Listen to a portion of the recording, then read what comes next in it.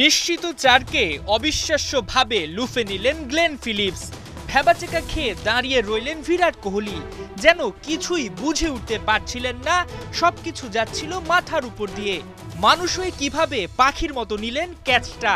ওদিকে এমন কাণ্ডে গ্যালারিও বিস্মিত, মাথা চাপড়াতে থাকলো সবাই। স্ত্রী অনুষ্কা শর্মা তো কপাল চাপড়ানো বন্ধই করতে পারছিলেন না। দুবাইতে চ্যাম্পিয়ন্স ট্রফির গ্রুপ পর্বে শেষ ম্যাচ। ওয়ানডে ক্যারিয়ারের ৩০০ নম্বর ম্যাচটা খেলতে নামেন বিরাট কোহলি, কিন্তু মাইলফলকের ম্যাচটা রাঙাতে পারেননি। উল্টো কিউই ক্রিকেটার ফিলিপসের দুর্দান্ত এক ক্যাচে দিনটা মনে রাখতে বাধ্য হলেন। বর্তমান ক্রিকেট বিশ্বে যত কঠিনই ক্যাচ হোক না কেন, সেটা যেন ফিলিপসের বাঁ হাতের খেল। চ্যাম্পিয়ন্স ট্রফির শুরুতে পাকিস্তানের বিপক্ষে অবিশ্বাস্য ক্যাচ নিয়ে সাড়া ফেলে দিয়েছিলেন এই অলরাউন্ডার।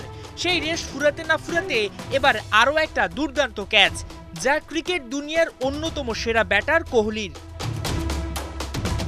ইন্ডিয়ান ইনিংসের সপ্তম ওভারের খেলা।